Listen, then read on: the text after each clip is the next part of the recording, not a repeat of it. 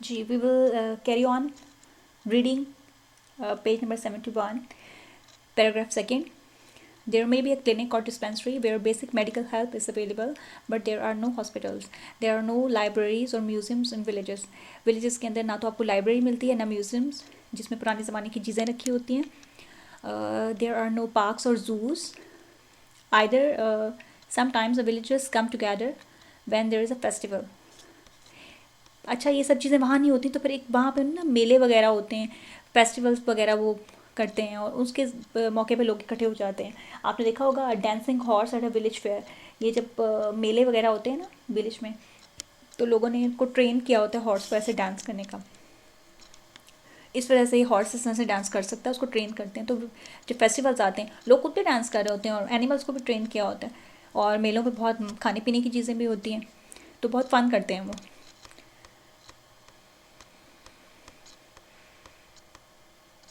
आपके इस पिक्चर के नीचे वाले पैराग्राफ्स हैं, उसमें आ रहा है आर एनवायरनमेंट, हमारा माहौल. You have to keep your books open at page number 71. Our environment, हमारा माहौल. हाँ जी, माहौल क्या होता है? माहौल हमारे इर्द गिर्द की तमाम चीज़ें हमारा माहौल बनाती हैं. The area in which something exist और lives is called its environment. Underline this line. ये एनवायरनमेंट की डेफिनेशन है माहौल की.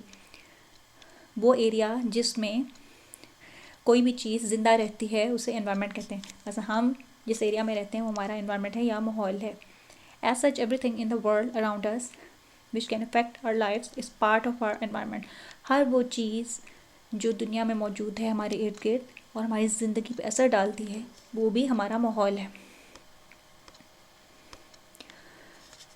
Whether we live in small towns, big cities, or villages, we must keep our surroundings clean so that the environment is clean and healthy.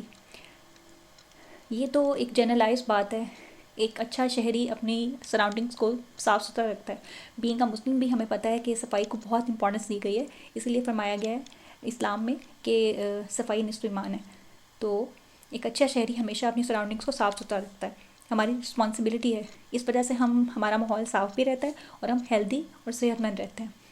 We can do this by following the 3R principal.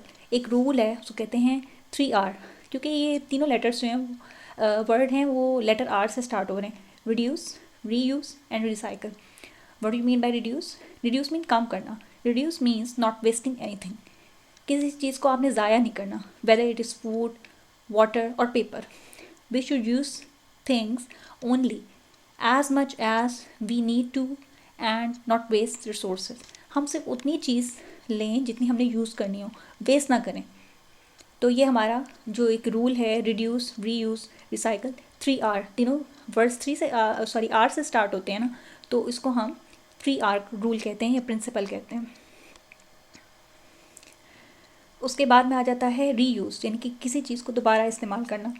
Reuse means, as it says, to use something again instead of simply throwing it away.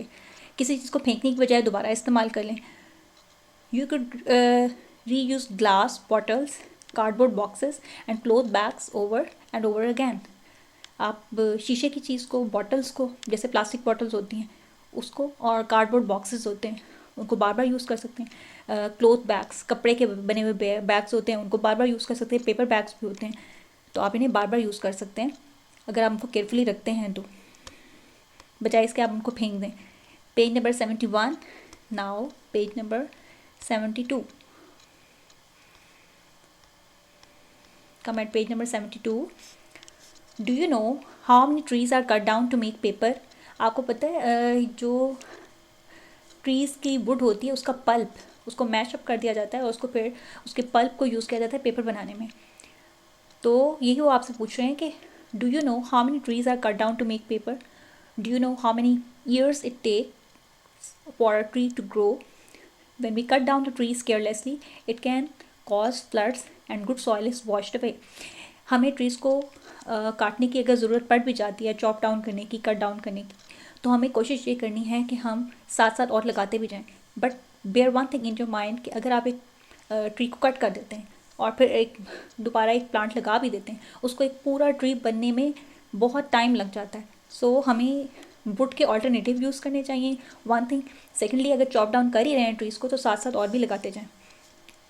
तो इस तरह हमारी जो एक loss होता है trees के कटने से वो कुछ पूरा हो सकता है। When we cut down trees carelessly it can cause floods. जब आप ट्रीज़ को काटेंगे तो क्या होगा, सैलाब आएंगे। और क्योंकि ट्रीज़ जो हैं एक हर्डल बने रहते हैं, ठीक है, एक रुकावट बने रहते हैं पानी जब ओवरफ्लो होता है उनके रास्ते में। और आपको पता है जब ये जो टॉप सॉइल होती है जिसमें बड़ी फसलें उगती हैं या प्लांट्स उगते हैं उसको टॉप सॉइल कहा जाता है। तो जितने ट्रीज़ आप ज़्यादा लगाओगे उतनी स्पेस कम बाकी बचेगी, और ट्रीज़ ही ट्रीज़ लगे होंगे, उनकी रूट्स ने सारी जो है सॉइल को कवर किया होगा, तो सॉइल वॉश अवे नहीं होगी चाहे कितना भी पानी या बारिश आए। तो जितने ज़्यादा ट्रीज़ लगे होंगे बहुत कम मतलब वेस्ट होगी। Besides we create mountains of garbage. हम कितना कूड़ा इकट्ठा करते हैं। तो वैसे लेना कोई चीज़ हम उसको यूज़ कर भी सकते हैं, हम उसे बेकार समझ के फेंक देते हैं, हालांकि हम उसे रीयूज़ कर सकते हैं, उसको कोई बेनिफिशियल चीज़ बना सकते हैं। इवन ब्रोकन ग्लास से, ब्रोकन प्लेट से, जो पेपर्स हम फेंक देते हैं उससे। तो ये चीज़ें जिन्हें हम वेस्ट समझ के फेंक देते हैं उनसे हम बहुत कुछ और बना सकते हैं। Recycle means changing a used object to make a new one. एक ऑब्जेक्ट जिसको आपने यूज़ किया हो उससे कोई नई चीज़ बनाने के लिए आप उसे यूज़ कर सकते हैं। जिसको आप बेकार समझ के फेंक रहे होते हैं वो बेकार नहीं होता, उससे आप कोई नई चीज़ बना सकते हैं। देखें, बॉटल के कैप से बहुत कुछ बना सकते हैं, प्लास्टिक बॉटल से बहुत सारी चीज़ें बन सकती हैं। फॉर एग्जाम्पल एल्यूमिनियम कैंस, जिसमें कोक के कैंस होते हैं और भी। For example aluminium cans can be recycle to make other aluminium items. Can you think of more materials that can be recycled? बिल्कुल रिसाइकिल किए जा सकते हैं। वुड को रिसाइकिल कर सकते हैं आप लोग। जो घर में हमारे समटाइम्स ग्लास टूट जाता है, या आप कह सकते हैं प्लास्टिक की आइटम्स टूट जाती हैं, तो टूटी हुई चीज़ों को, या उनमें कोई क्रैक आ जाता है, या मार्बल की बनी हुई कोई चीज़ आती है उसमें क्रैक आ जाता है, तो उनके ऊपर हम पेंटिंग करके कोई भी डेकोरेटिव चीज़ बना सकते हैं और उनको दोबारा से यूज़ कर सकते हैं। उसमें लाइट्स लगा के कोई भी ऑब्जेक्ट बना सकते हैं। It depends on your idea. तो हमें जो इस रूल से बात समझ में आती है कि वेस्ट करके चीज़ों को फेंकने से बेहतर है कि आप कोई आइडिया लगाएं और उसे यूज़ में ले आएँ, बजाय इसके आप गार्बेज इकट्ठा करें।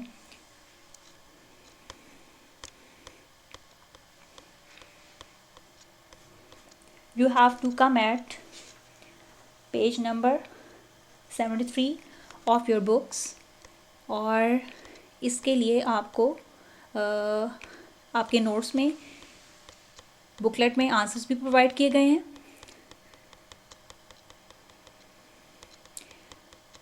कि आपका page number 73 and page number 74 है, ठीक है। सबसे पहले हम लोग कर लेंगे अपने क्वेश्चन आंसर्स जो कि हमारे पेज नंबर 72 पे हैं। सब फर्स्ट ऑफ ऑल क्वेश्चन है, where did people start the first settlements? लोगों ने पहले कहाँ रहना शुरू किया, कहाँ आबादियाँ बनानी शुरू की? People started the first settlements where they could find water in enough food. लोगों ने वहाँ पे आबादियाँ बनानी शुरू की जहाँ पे उन्हें पानी और काफ़ी खाना मिल सकता था। Can you explain what an industrial city is and what is needed to start one? Which is the largest city in your province? आपने ये बताना है कि एक जो इंडस्ट्रियल सिटी यानी जिसमें इंडस्ट्री ज़्यादा लगी होती हैं वो क्या होता है, और अगर इसको बनाना चाहें तो उसके लिए क्या चाहिए, और आपके प्रोविंस में सबसे बड़ा सिटी कौन सा है? N industrial city is the one which has many factories. मैंने पहले भी बताया जिसमें बहुत सारी फैक्ट्रीज होंगी, कारखाने लगे होंगे, वो इंडस्ट्रियल सिटी है। N industrial city can be started in a place which has a good source of water and power nearby and minerals in the ground। वहाँ पे आप इंडस्ट्री लगा सकते हैं जहाँ पे पानी काफ़ी हो, उसके करीब बिजली हो और मिनरल्स हों लाइक कोल, ऑयल, गैस, ऐसी चीज़ें। Lahore is the largest city of my province. Lahore is the largest city in Punjab. Peshawar is the largest city in Khyber Pakhtunkhwa. Karachi is the largest city in Sindh. Quetta is the largest city in Balochistan. ये सारे जो largest भी हैं और ये capital cities भी हैं। उसके बाद में आपका क्वेश्चन नंबर 3 है, why do more people live in country side इन पाकिस्तान? ये कंट्री साइड क्या होती है? गाँव होता है। गाँव में लोग ज़्यादा क्यों रहते हैं? More people live in the villages in Pakistan. The countryside